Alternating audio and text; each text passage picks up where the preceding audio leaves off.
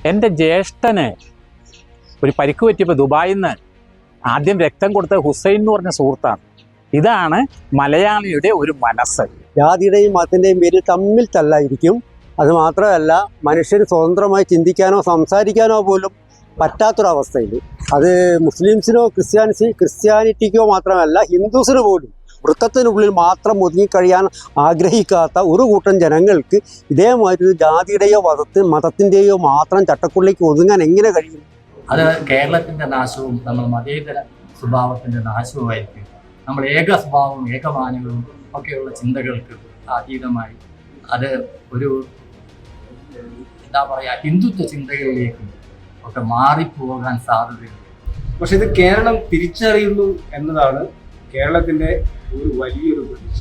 അതുകൊണ്ട് BJP കേരളത്തിൽ അധികാരത്തിൽ വരും എന്നുള്ള ചോദ്യത്തിന് യാതൊരു പ്രസക്തിയും ഇല്ല എന്നാണ് നമ്മുടെ അഭിപ്രായം.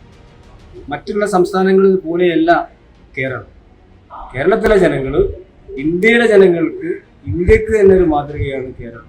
മതേതരത്വത്തിലും ജനാധിപത്യത്തിലും ഏതൊക്കെ ഘട്ടങ്ങളിൽ ഭീഷണി വന്നിട്ടുണ്ടോ ആ ഘട്ടങ്ങളിലെല്ലാം തന്നെ കേരളം ഒറ്റക്കെട്ടായി. BJP എന്ന് കേൾക്കുമ്പോൾ തന്നെ വിഭജിക്കുന്ന ഒരു പ്രവണത കൊണ്ട് നടക്കുന്ന ഒരു കൂട്ടരാണ് എന്നുള്ള ഒരു തോന്നലുണ്ട്. ഇവിടുത്തെ മണ്ണതാണ്, ഇവിടുത്തെ ജനങ്ങളുടെ മനസ്സതാണ്. എത്രയൊക്കെ ഉണ്ടെങ്കിലും നമ്മൾ ഒരാളെ നോക്കിയിട്ട് അവൻ മറ്റവൻ അതില്ല.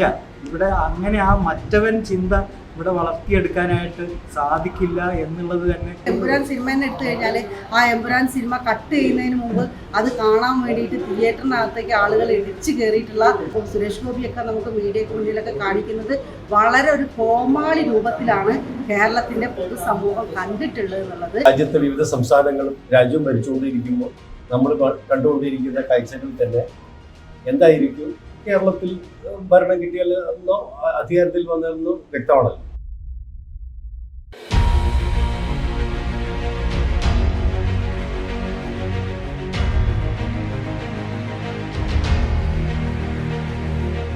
ആദ്യം തന്നെ പറയട്ടെ, ഇന്നത്തെ സാഹചര്യത്തിൽ ഒരു 10 വർഷത്തിനാണല്ലോ നമ്മൾ ഇത് പറയുക, 10 വർഷം 20 വർഷം സംഭവിക്കാത്ത ഒരു ചോദ്യമാണ് എന്നോട് ചോദിച്ചിട്ടുള്ളത്.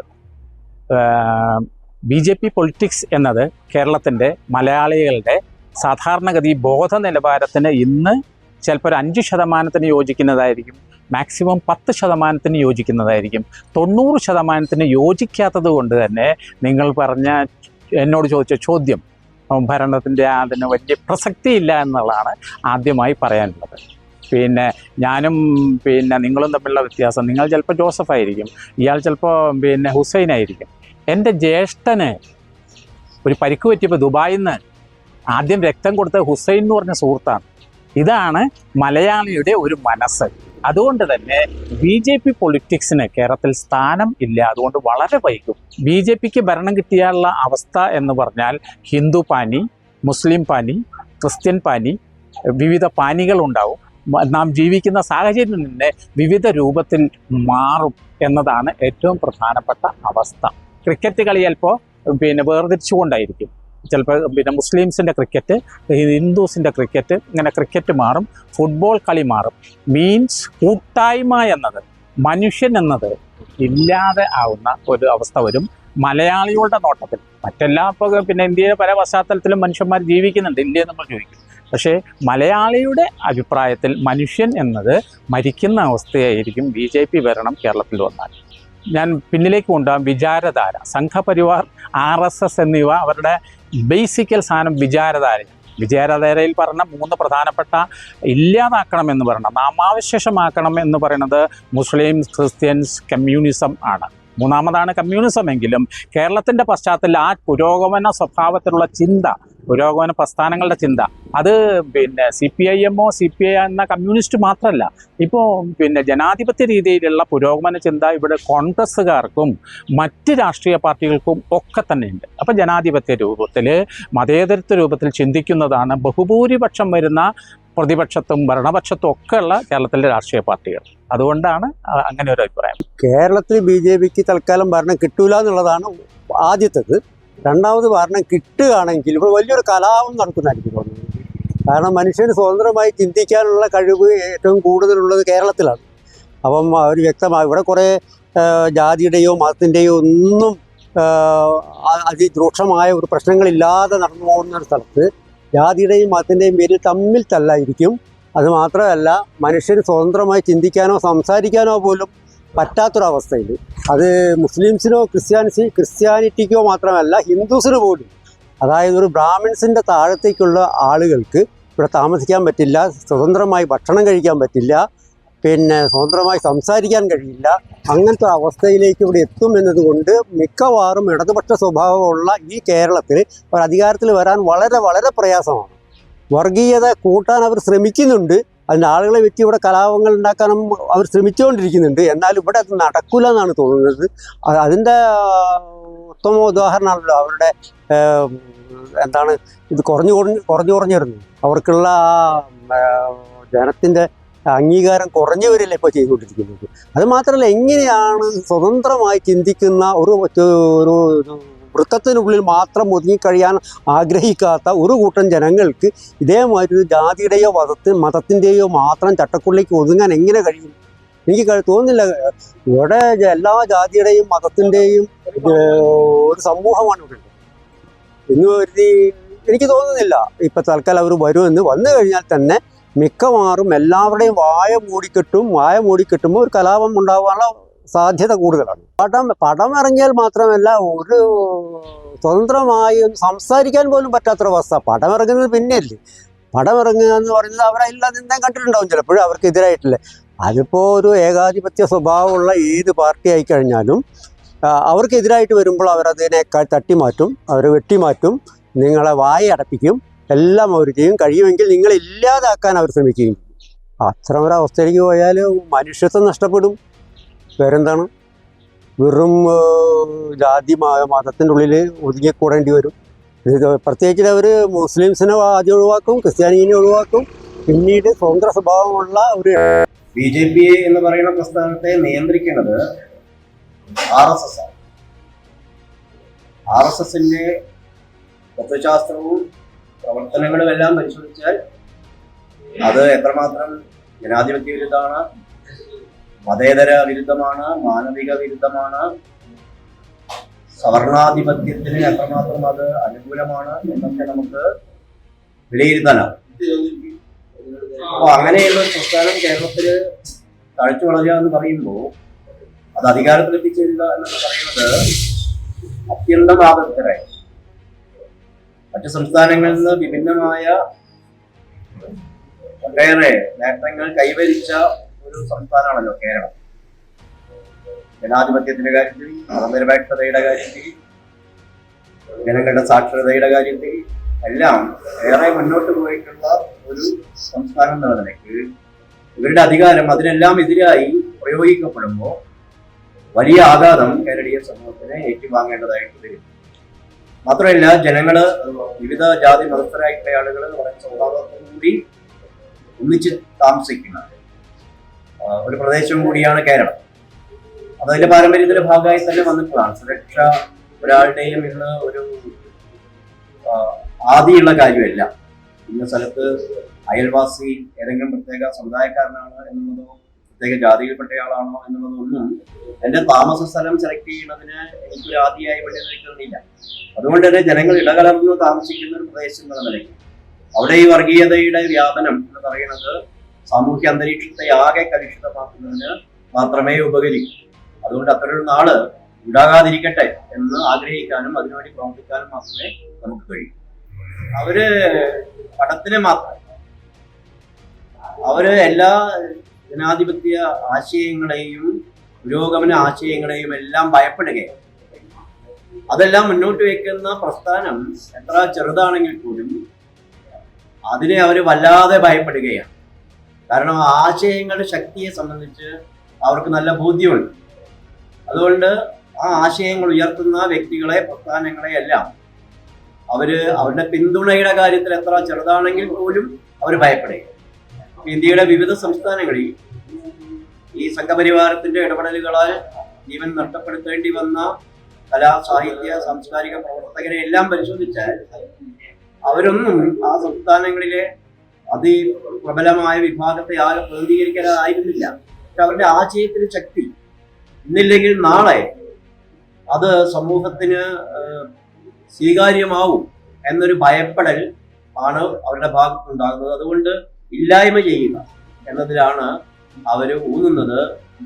ഒരു സിനിമയാണെങ്കിലും ഒരു നാടകമാണെങ്കിലും ഒരു ചിത്രരൂപമാണെങ്കിലും എല്ലാത്തിനെയും ഒന്നിനെയും ഉൾക്കൊള്ളാനുള്ള സഹിഷ്ണുത അവർക്കില്ല എന്നുള്ളത് തന്നെ അവരുടെ ജനാധിപത്യ വിരുദ്ധതയുടെ പ്രകടമായിട്ട് തെളിയിക്കുന്നു. BJP ലക്ഷ്യങ്ങൾ വളരെ ഇന്നാണ് തുടങ്ങിയല്ല, 1924 തുടങ്ങിയ ഭൂമക്കൾ ആരംഭിച്ച ചില നിഗൂഢമായ ചില അജണ്ടയുടെ ഭാഗമായിട്ടാണ് നമ്മൾ അവർ വളരെ ക്രമാതീതമായി ക്രമമനുസരിച്ച് ചിട്ടപ്പെടുത്തി വന്ന ഒരു ആലോചനയുടെ ഭാഗമാണ് BJPയുടെ. അല്ലാതെ അത് വളരെ അടിസ്ഥാനപരമായി അതൊരു ഹിന്ദുത്വ രാജ്യത്തിൻ്റെ രൂപീകരണമാണ് അവരുടെ ലക്ഷ്യം. അതൊരു മതേതര രാജ്യത്തിൻ്റെ സംരക്ഷണത്തെക്കുറിച്ചുള്ള ചിന്തകളൊന്നും അവരുടെ മനസ്സിലില്ല. എങ്ങനെയെങ്കിലും ഡിവൈഡ് ആൻഡ് റൂൾ എന്ന നിലയിലുള്ള കാഴ്ചപ്പാട് ബ്രിട്ടീഷുകാർ ചെയ്ത പോലത്തെയുള്ള ചിന്തകളാണ് ഇപ്പം ഇതൊരു ഭരണത്തിലെത്തുക എന്നുള്ള ഒറ്റ ലക്ഷ്യത്തിൽ വെച്ചുള്ള അവരുടെ മുന്നേറ്റം. ഒരു കാരണവശാലും കേരളത്തിലെ BJPക്ക് വേരുന്നാൻ കഴിയില്ല എന്നാണ് ഒരു സീനിയറായിട്ടൊരു കലാകാരൻ തന്നെ എനിക്ക് ബോധ്യപ്പെടുന്നത്. കലയ്ക്ക് വേണ്ടിയാണ് എന്ന് നമ്മളൊക്കെ വാദിക്കുമ്പോഴും കലയ്ക്കപ്പുറമായ ചില ധ്വനികൾ കലയിൽ വർഷത്തുനിന്ന് ഉണ്ടാവുന്നുണ്ട് എന്നുള്ളതാണ് ഇപ്പോഴത്തെ നമ്മുടെ ആനുകാലികമായ പടങ്ങളുടെയൊക്കെ കാഴ്ചപ്പാടിൽ നിന്ന് നമ്മൾ മനസ്സിലാക്കേണ്ടത്. അപ്പോൾ അത് അവരെ അസ്വസ്ഥപ്പെടുത്തുന്നു എന്നുള്ളതും 10-22 വർഷം മുമ്പ് നടന്ന ഒരു കലാപത്തിൻ്റെ ചിത്രീകരണം വളരെ വ്യംഗ്യമായ നിലയിൽ കാണിച്ചാൽ പോലും അത് പുറത്തേക്ക് എടുത്ത് അതൊരു വിഷയമാക്കി മാറ്റിയതിലുള്ള ചിന്താപരമായ ഒരു അസ്വസ്ഥതയാണ് അവരെ അലട്ടുന്നതെന്നാണ് ഞാൻ മനസ്സിലാക്കുന്നത്. അങ്ങനെ ആ അർത്ഥത്തിൽ കലയെ കാണാതെ കലയെ സ്നേഹത്തോടും അതിൻ്റെ നിർവചനത്തോടും രീതി പുലർത്താത്ത വിധം അത് അവരൻ്റെ എങ്ങനെയെങ്കിലും അതിനെ നശിപ്പിച്ചെടുക്കുക എന്ന ചിന്തയുണ്ടാക്കുന്ന ചില പ്രക്രിയയുടെ ഭാഗമായിട്ടാണ് അവരെ തീരുമാനങ്ങളൊക്കെ ആദ്യം മുതലേ ആരംഭിച്ചതെങ്കിലും അത് നിർബാധം തുടർന്നുകൊണ്ടിരിക്കുന്നുണ്ടെങ്കിലും അത് ഒരുപാട് കേരള സംബന്ധിച്ചിടത്തോളം അത് ഒരിക്കലും പ്രാപ്യമാവില്ല എന്നാണ് എൻ്റെ ജീവിതാനുഭവങ്ങളിൽ നിന്നും എനിക്ക് ബോധ്യപ്പെടുന്നത്. ലഭിച്ചാൽ അത് കേരളത്തിൻ്റെ നാശവും നമ്മൾ മതേതര സ്വഭാവത്തിൻ്റെ നാശവുമായിരിക്കും. നമ്മൾ ഏക സ്വഭാവവും ഏകമാനവും ഒക്കെയുള്ള ചിന്തകൾക്ക് അതീതമായി അത് ഒരു എന്താ പറയുക ഹിന്ദുത്വ ചിന്തകളിലേക്കും ഒക്കെ മാറിപ്പോകാൻ സാധ്യതയുണ്ട്. നമ്മളെ അഭിപ്രായ സ്വാതന്ത്ര്യങ്ങളും നമ്മളെ വിവേചന ബുദ്ധിയൊക്കെ തന്നെ അവർ കീഴ്പ്പെട്ടു പോകാൻ സാധ്യതയുണ്ട്. അതൊരിക്കലും വരരുതേ എന്നൊരു ആത്മാർത്ഥമായ അഭ്യർത്ഥനയാണ് എനിക്ക് എല്ലാവരോടും പറയാനുള്ളത്. ചിന്തിക്കുക, പ്രവർത്തിക്കുക. ചിന്തകൾ ഒരിക്കലും നമ്മളെ അവരെന്നെ സ്നേഹിക്കുന്ന പരുത്തല്ലാതെ അവരെ നശിപ്പിച്ചുകൊണ്ടുള്ള അവരൻ്റെ ശബ്ദം സംഗീതമായി ആസ്വദിക്കണം എന്ന് പറയുന്ന കാലത്ത് നിന്ന് മാറിയ എൻ്റെ അയൽക്കാരൻ നിന്നെ പോലെ സ്നേഹിക്കുക എന്ന് പറയുന്ന നിബന്ധനകൾക്ക് വിധേയമായി ജീവിക്കാനുള്ള ഒരു സാവകാശം നമുക്ക് ഉണ്ടാവട്ടെ എന്ന് മാത്രം പ്രത്യാശിച്ചു. കിട്ടിയാൽ എന്ന ചോദ്യത്തിന് ഒരു പ്രസക്തിയില്ല. പക്ഷേ അധികാരത്തിൽ വരാൻ വേണ്ടി BJP എടുക്കുന്ന കുടില തന്ത്രങ്ങൾ, ഓരോ നീക്കങ്ങളും കേരളത്തിലെ പ്രബുദ്ധരായ ജനങ്ങൾ, മതേതരത്തെ നെഞ്ചിലേറ്റി ജീവിക്കുന്ന കേരളത്തിലെ ജനങ്ങൾക്ക് മനസ്സിലാവുന്നുണ്ട് എന്നതാണ് കേരളത്തിൻ്റെ മഹാഭാഗ്യം. ഏതൊക്കെ രീതിയിൽ മതങ്ങളെ ചിന്തിപ്പിച്ചുകൊണ്ട് ഇപ്പോൾ ഏറ്റവും അടുത്ത് ക്രിസ്ത്യൻ സമൂഹത്തിനെ കൂടെ നിർത്തുകയാണ് എന്ന് പറഞ്ഞ് അതിലൂടെ കേരള രാഷ്ട്രീയത്തിലേക്ക് കയറി വരാനുള്ള ശ്രമങ്ങൾ ഇന്ത്യയിൽ വിവിധ സംസ്ഥാനങ്ങളിൽ കോൺഗ്രസിൻ്റെ നേതാക്കന്മാരെ BJPയിലേക്ക് കൊണ്ടുവന്നു BJP നേതാക്കന്മാരാക്കി വളർത്തി അവിടെ BJP ഭരണത്തിൽ വരികയും BJPയുടെ പ്രവർത്തനങ്ങളും ശക്തിപ്പെടുന്നത് നാം കാണുകയാണ്. കേരളത്തിലും അത്തരത്തിലുള്ള ശ്രമങ്ങൾ BJP നടത്തുന്നുണ്ട്. എന്നാൽ വേണ്ടത്ര BJPക്ക് കേരളത്തിൽ വിജയിക്കാൻ വേണ്ടി സാധിക്കുന്നില്ല. പക്ഷെ ഇത് കേരളം തിരിച്ചറിയുന്നു എന്നതാണ് കേരളത്തിൻ്റെ ഒരു വലിയൊരു പ്രതീക്ഷ. അതുകൊണ്ട് BJP കേരളത്തിൽ അധികാരത്തിൽ വരും എന്നുള്ള ചോദ്യത്തിന് യാതൊരു പ്രസക്തിയും ഇല്ല എന്നാണ് നമ്മുടെ അഭിപ്രായം. മറ്റുള്ള സംസ്ഥാനങ്ങളിൽ പോലെയല്ല കേരളം. മറ്റുള്ള സംസ്ഥാനങ്ങളിൽ നിന്ന് എത്ര വ്യത്യസ്തമാണ് കേരളം. കേരളത്തിൻ്റെ വളർച്ച, കേരളത്തിലെ ഈ സമയം, പിന്നെ കേരളത്തിലെ രാഷ്ട്രീയ സാഹചര്യങ്ങൾ എങ്ങനെ പഴയ കേരളം ഈ ഒരു ഉയർന്ന നിലവാരത്തിലേക്ക് എത്തി എന്നതിൻ്റെ പിന്നിലൊക്കെ ഒരുപാട് ത്യാഗോജ്വലമായ പ്രവർത്തനങ്ങളും ചരിത്രങ്ങളുണ്ട്. അത്തരം ചരിത്രങ്ങളിലൊന്നും തന്നെ കേരളത്തിലെ BJPക്കോ ഇന്ത്യയുടെ BJPക്കോ കാര്യമായൊരു പങ്കും ഇല്ല എന്നത് വളരെ യാഥാർത്ഥ്യമാണ്. അതുകൊണ്ട് കേരള ജനതയെ മറ്റ് സംസ്ഥാനങ്ങളിലെ ജനങ്ങളെ കബളിപ്പിക്കുന്നത് പോലെ കേരളത്തിലെ ജനങ്ങളെ കബളിപ്പിക്കാൻ പറ്റുകയില്ല എന്നുള്ള ഒരു ഉറച്ച വിശ്വാസക്കാരനാണ് ഞാൻ. കാരണം കേരളത്തിലെ ജനങ്ങൾ ഇന്ത്യയിലെ ജനങ്ങൾക്ക് ഇന്ത്യക്ക് തന്നെ ഒരു മാതൃകയാണ് കേരളം. മതേതരത്വത്തിലും ജനാധിപത്യത്തിലും ഏതൊക്കെ ഘട്ടങ്ങളിൽ ഭീഷണി വന്നിട്ടുണ്ടോ ആ ഘട്ടങ്ങളിലെല്ലാം തന്നെ കേരളം ഒറ്റക്കെട്ടായി വർഗീയതക്കെതിരെ, ഫാസിസത്തിനെതിരെ, നവ ലിബറൽ സാമ്രാജ്യത്വ ശക്തികൾക്കെതിരെ ഒരുപാട് പോരാട്ടങ്ങൾ സാക്ഷ്യം വഹിച്ചാണ് മണ്ണാണ് കേരളം. ആ പ്രതീക്ഷ തന്നെയാണ് എന്നെ പോലെയുള്ള അല്ലെങ്കിൽ വളർന്നു വരുന്ന തലമുറക്ക് ഉള്ളതെന്നുള്ള കാര്യത്തിൽ യാതൊരു സംശയമുണ്ട്.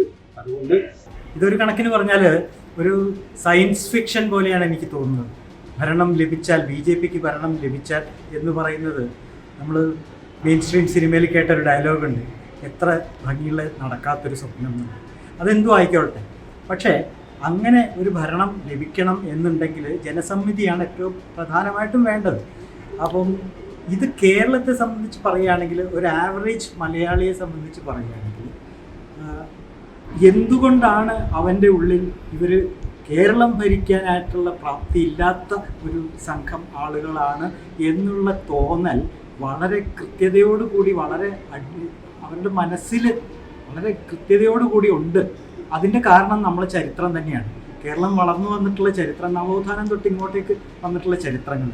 പിന്നെ ഈ വിഭജിക്കുക, ഭരിക്കുക എന്നുള്ള പറയുന്നത് അത് പണ്ട് മുതലേ മലയാളിക്ക് ഇഷ്ടമല്ലാത്തൊരു കാര്യമായിട്ടാണ് നമ്മൾ ചരിത്രം പരിശോധിച്ചാൽ തന്നെ അറിയാം. അതായത് BJP എന്ന് കേൾക്കുമ്പം തന്നെ വിഭജിക്കുന്ന ഒരു പ്രവണത കൊണ്ട് നടക്കുന്ന ഒരു കൂട്ടരാണ് എന്നുള്ള ഒരു തോന്നലുണ്ട്. കാരണം നമ്മൾ സാംസ്കാരിക മണ്ഡലം മാത്രം എടുത്തു കഴിഞ്ഞാൽ ഇവിടെ ഇത്രയും ആൾക്കാർ ഐക്യപ്പെട്ട് ജീവിക്കുന്ന ആ ഒരു വേർതിരിവൊന്നും നമ്മുടെ ഇന്ന് ഉള്ളുകളിലേക്ക് എത്തിയിട്ടില്ല. അതെത്താനായിട്ട് ഒരുപാട് കടമ്പകൾ കടന്നു കഴിഞ്ഞാൽ ഇവർ ഇത്രമാത്രം പ്രൊപ്പഗാൻഡ നടത്തിയിട്ടും ഇത്രമാത്രം പണം ഇറക്കിയിട്ടും സാധിക്കാതെ വരുന്ന ഒരു ചെറിയ സംസ്ഥാനമാണ് കേരളം. ഇത് എന്തുകൊണ്ട് ഇങ്ങനെ സംഭവിക്കുന്നു എന്നുള്ളത് അവരെ പോലും ആശ്ചര്യപ്പെടുത്തുക, അമ്പരപ്പിക്കുന്നതുമായിട്ടുള്ള ഒരു വിഷയം തന്നെയായിട്ട് മാറിയിട്ടുണ്ട്. അവരുടെ BJPയുടെ തിങ്ക് ടാങ്ക്സ് എന്ന് നമ്മൾ വിളിക്കുന്ന വലിയ വലിയ ബുദ്ധിരാക്ഷസന്മാർ ഇത് ഇരുന്നിട്ട് ചർച്ച ചെയ്തിട്ട് വിശകലനം ചെയ്തിട്ടൊക്കെ നോക്കിയിട്ടും അവർക്ക് മനസ്സിലാകുന്നില്ല എന്തുകൊണ്ടാണ് ഇവിടെ ഒരു ഗ്രിപ്പ് കിട്ടാത്തതെന്ന്. ഗ്രാസ് റൂട്ട് ലെവലിൽ ജനങ്ങളുടെ ഇടയിലേക്ക് എന്തുകൊണ്ട് അവർക്ക് സഞ്ചരിച്ച് കയറാൻ സാധിക്കുന്നില്ല. അപ്പോൾ ഒരു കാര്യം വ്യക്തമാണ്, അതായത് ഈ കോർപ്പറേറ്റ് മുതലാളിമാരുടെ കൂട്ടും അതുപോലെ തന്നെ ഹിന്ദുത്വ എന്ന് അവർ മുന്നോട്ട് വയ്ക്കുന്ന ആ ഒരു ഐഡിയോളജി എന്ന് തന്നെ വിളിക്കാവോ എന്ന് തന്നെ എനിക്കറിയില്ല. ആ ഒരു കാര്യവും ഇത് രണ്ടും കൊണ്ടും മാത്രം മലയാളിയുടെ മനസ്സിനെ യാതൊരു തരത്തിലും കീഴ്പ്പെടുത്താനായിട്ട് സാധിക്കില്ല എന്നുള്ളത് അവർക്ക് വ്യക്തമായിട്ട് അറിയാം. എന്നിട്ടും അവർ പ്രവർത്തനം തുടർന്നുകൊണ്ടിരിക്കുകയാണ്. വ്യക്തമായ ഒരു വ്യായാമമായിട്ട് തന്നെയാണ് അവർ പോലും അത് കാണുന്നത് എന്നാണ് എനിക്ക് വിശ്വാസം. അത് കാരണം ഇവിടുത്തെ മണ്ണതാണ്, ഇവിടുത്തെ ജനങ്ങളുടെ മനസ്സതാണ്. എത്രയൊക്കെ ഉണ്ടെങ്കിലും നമ്മൾ ഒരാളെ നോക്കിയിട്ട് അവൻ മറ്റവൻ, അതില്ല ഇവിടെ. അങ്ങനെ ആ മറ്റവൻ ചിന്ത ഇവിടെ വളർത്തിയെടുക്കാനായിട്ട് സാധിക്കില്ല എന്നുള്ളത് തന്നെ ആണ് ദൃഢവിശ്വാസം ഉള്ളത്. കാരണം ആ ഒരു ദൃഢവിശ്വാസത്തിൻ്റെ പുറത്ത് തന്നെയാണ് വരാനിരിക്കുന്ന നമ്മുടെ അടുത്ത തലമുറയിൽ പോലും ഇത് വളരെ ദൃഢമായിട്ട് മുറുകെ പിടിച്ചു തന്നെയാണ് അവർ നടക്കുന്നത്. ഈ സെക്യുലർ മൂല്യങ്ങൾ എന്ന് നമ്മൾ പറയുന്ന ആ കാര്യം ചില്ലറ കാര്യമൊന്നുമല്ല. അത് കേരളത്തിൻ്റെ ഒരു തനിമയുടെ ഭാഗം കൂടി. സെക്യുലറായിരിക്കുന്ന ഒരു സംസ്ഥാനം എന്ന് പറയുന്നത് തന്നെ ഒരു മികവായിട്ട് നമ്മുടെ ഇവിടുത്തെ മലയാളി കണക്കാക്കുന്നുണ്ട്. അപ്പോൾ അതുകൊണ്ട് തന്നെ ഒരു ഉയർന്ന തലത്തിലാണ് നമ്മുടെ ചിന്ത പൊയ്ക്കൊണ്ടിരിക്കുന്നത് എന്ന് ഓരോ മലയാളിക്കും ദൃഢമായ വിശ്വാസമുണ്ട്. കേരളത്തിൽ BJPക്ക് ഭരണം ലഭിക്കുക എന്നുള്ളൊരവസ്ഥ നിലവിൽ ഒരിക്കലും സങ്കല്പിക്കാൻ പോലും പറ്റാത്ത കാര്യമാണ്. കാരണം എന്ന് വെച്ചാൽ കേരളത്തിൻ്റെ മണ്ണ് ഇന്ത്യയിലെ വേറൊരു സംസ്ഥാനത്തിൻ്റെ മണ്ണായിട്ട് വളരെയധികം വ്യത്യാസമുണ്ട്. കേരളത്തിൽ പിന്നെ നവോത്ഥാനവും പിന്നെ EMSൻ്റെ നേതൃത്വത്തിൽ വന്നിട്ടുള്ള കമ്മ്യൂണിസ്റ്റ് മൂവ്മെൻറ്റുകളും എല്ലാം തന്നെ നന്നായി വേരുറച്ചിട്ടുള്ള ഒരു മണ്ണാണ് കേരളത്തിൻ്റെ മണ്ണ്. ഇപ്പോൾ കേരളത്തിൽ ഇപ്പോൾ ഒരു സീറ്റോ അല്ലെങ്കിൽ പഞ്ചായത്ത് തെരഞ്ഞെടുപ്പിന് ഒരു വാർഡോ കിട്ടുന്നത് പോലെ കേരളത്തിൽ ഒരു കാരണവശാലും കേരളത്തിൽ BJP ഈ അടുത്ത കാലങ്ങളിൽ നമ്മുടെ തലമുറയല്ല തുടർന്നുള്ള ഒരു തലമുറകളിലേക്കും BJP അധികാരത്തിൽ വരുന്ന ഒരു പ്രശ്നം ഇല്ല. പിന്നെ ഉണ്ടാകുന്ന ഈ എമ്പുരാൻ സിനിമ അതുപോലത്തെ എന്തെങ്കിലും കാര്യങ്ങൾ വരുമ്പോൾ ഉണ്ടാകുന്ന പിന്നെ അതിനെതിരെയുള്ള എതിർപ്പുകൾ ഫേസ്ബുക്കിലൂടെ വരുന്നിട്ടുള്ള എതിർപ്പുകൾ എല്ലാം തന്നെ പരിശോധിച്ച് കഴിഞ്ഞിട്ട് നമുക്ക് മനസ്സിലാക്കാൻ കഴിയുന്നത് എന്താ വെച്ചാൽ അതൊരു ചെറിയ കൂട്ടമാണ്. അവർ വലിയ രീതിയിൽ ഒച്ചപ്പാടുകൾ ഉണ്ടാക്കി ഞങ്ങളൊരു വലിയൊരു ഗ്യാങ്ങാണ്, അല്ലെങ്കിൽ വലിയൊരു സമൂഹത്തിൻ്റെ പ്രതിനിധികളാണെന്നുള്ളൊരു വരുത്തി തീർക്കാനുള്ള ഒരു ബോധപൂർവമായിട്ടുള്ള ശ്രമമാണ്. ഇപ്പോൾ നമുക്ക് എമ്പുരാൻ സിനിമ തന്നെ എടുത്തു കഴിഞ്ഞാൽ ആ എമ്പുരാൻ സിനിമ കട്ട് ചെയ്യുന്നതിന് മുമ്പ് അത് കാണാൻ വേണ്ടിയിട്ട് തിയേറ്ററിനകത്തേക്ക് ആളുകൾ ഇടിച്ചു കയറിയിട്ടുള്ള ഒരു കാര്യം നമുക്കറിയാം. അപ്പോൾ നമ്മൾ കേരളത്തിൻ്റെ മനസ്സ് BJP RSS വിരുദ്ധമാണ് എന്നുള്ളത് നമുക്ക് ഓരോ കാര്യങ്ങളും നമുക്ക് വ്യക്തമാണ്. പിന്നെ അവർ കാണിക്കുന്ന ഈ എതിർപ്പുകളും അവർ കാണിക്കുന്ന ഈ ഷോകളൊക്കെ തികച്ചും ഉപരിപ്ലവമായിട്ടുള്ള ഷോകളാണ്. ഇതൊന്നും ആളുകളുടെ മനസ്സിനകത്ത് വേരോടിയില്ല. അവർക്ക് യാതൊരു തരത്തിലുള്ള പിൻബലം. ഇപ്പോൾ സുരേഷ് ഗോപിയൊക്കെ നമുക്ക് മീഡിയയ്ക്ക് മുന്നിലൊക്കെ കാണിക്കുന്നത് വളരെ ഒരു കോമാളി രൂപത്തിലാണ് കേരളത്തിൻ്റെ പൊതുസമൂഹം കണ്ടിട്ടുള്ളത് എന്നുള്ളത് നമുക്ക് കേരളത്തിൻ്റെ സമൂഹത്തിൻ്റെ മനസ്സിലേക്ക് ഇറങ്ങി ചെല്ലുമ്പോൾ നമുക്ക് മനസ്സിലാക്കാൻ കഴിയും. കേരളത്തിൽ BJPക്ക് ഭരണം ലഭിക്കൽ അത്ര എളുപ്പമല്ല. ഇന്നത്തെ ഒരു കേരളത്തിൻ്റെ സോഷ്യൽ ബോധത്തിൽ, സാമൂഹ്യ ബോധത്തിൽ BJP പോലെ ഒരു കക്ഷിയെ അധികാരത്തിലേറ്റാൻ എന്തായാലും കേരളത്തിലെ മഹാഭൂരിപക്ഷം ജനങ്ങൾ തയ്യാറാണ്. പിന്നൊരു സാധ്യത UDF BJP തമ്മിലുള്ള ഒരു ഏതെങ്കിലും രീതിയിലുള്ള ഒരു അണ്ടർസ്റ്റാൻഡിങ്ങിന്റെ ഭാഗമായിട്ട് അവർക്ക് അധികാരത്തിന്റെ പങ്ക് ലഭിക്കുക, അങ്ങനെ എന്തെങ്കിലും സംഭവിക്കാനേ സമീപ ഭാവിയിൽ അങ്ങനെ സാധ്യത ഉണ്ട്. അത്തരം രീതിയിൽ അങ്ങനെ വന്നാൽ തന്നെ BJP ഇപ്പോൾ കേന്ദ്രത്തിൽ തുടരുന്ന നയങ്ങളും സമീപനങ്ങളുമായൊന്നും കേരളത്തിൽ മുന്നോട്ട് പോകുന്നത് അതിശക്തമായ പ്രക്ഷോഭം അവർക്ക് തെരഞ്ഞു പോകേണ്ടി വരും. ഉത്തരേന്ത്യയിലെയോ കേരളത്തിന്റെ പുറത്തുള്ള ഒരു സമൂഹത്തിലെയോ സോഷ്യൽ ഫാബ്രിക്സ് അല്ല കേരളത്തിൽ. സ്വാതന്ത്ര്യത്തെയും ഇടകലർന്ന് ജീവിക്കുകയും ചെയ്തു പോകുന്ന ഒരു സമൂഹം അതിനെ മുഴുവൻ തള്ളിക്കളയുന്ന ഒരു ഭരണ നയങ്ങൾക്ക് ഇടം കൊടുക്കില്ല എന്നാണ് ഞാൻ കരുതുന്നത്. അത് സംഭവിക്കാൻ സാധ്യതയില്ല.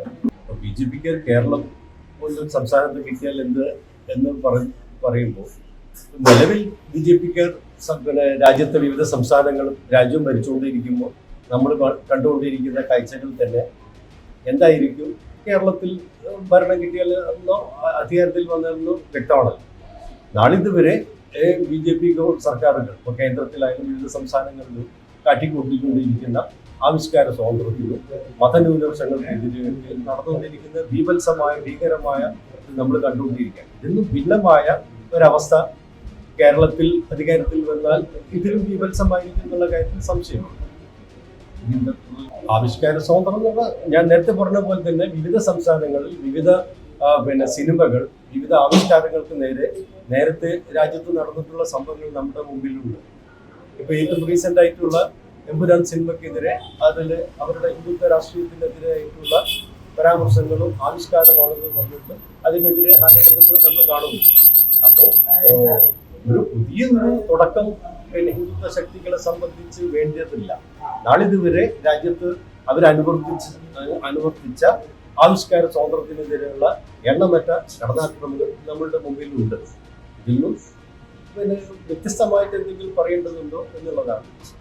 BJP ഇന്ത്യയിൽ കേരളത്തിൽ അധികാരത്തിൽ വന്നു കഴിഞ്ഞാൽ കേരളത്തിൻ്റെ ജീവിത സേവനത്തിൻ്റെ ഒരുപാട് ആനുകൂല്യങ്ങൾ നൽകിക്കൊണ്ടിരിക്കുന്ന പൊതുമേഖലാ സ്ഥാപനങ്ങൾ ഇല്ലാതാക്കിയിടും എന്നുള്ളതാണ് പ്രധാനമായും സംഭവിക്കുന്നത്. നമ്മുടെ ജനങ്ങൾക്ക് വൈദ്യുതി വിതരണം ചെയ്യാനുള്ള, ജനങ്ങൾക്ക് ഗതാഗത സൗകര്യത്തിനുള്ള, ജനങ്ങൾക്ക് പൊതുവിദ്യാഭ്യാസം ചെയ്യാനുള്ള, ജനങ്ങൾക്ക് പൊതു ആരോഗ്യ സംവിധാനങ്ങൾ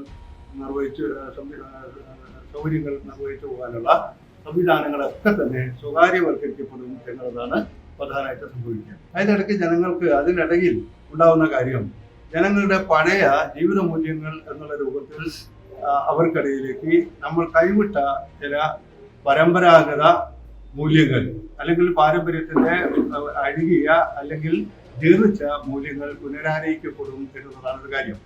അതിൻ്റെ ഭാഗമായി ജാതി കുറെ കൂടി ദൃഢമായി വരും.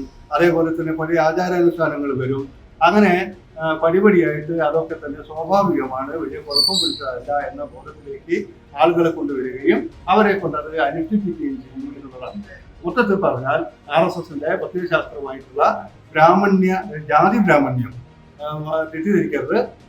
സാധാരണ നിലയ്ക്ക് വേദങ്ങളിലോ ഉപനിഷത്തിലോ പറയുന്ന ബ്രാഹ്മണ്യമല്ല.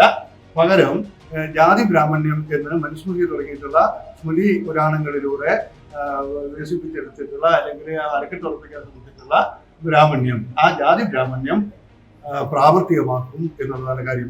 അതുവഴി ശ്രീനാരായണ ഗുരു തിരസ്കരിക്കപ്പെടും, അയ്യങ്കാളി തിരസ്കരിക്കപ്പെടും, VT ഭട്ടതിരിപ്പാട് തിരസ്കരിക്കപ്പെടും, അതുപോലുള്ള നവോത്ഥാന നായകന്മാരെല്ലാം തിരസ്കരിക്കപ്പെടും എന്നുള്ളതാണ് കാര്യം.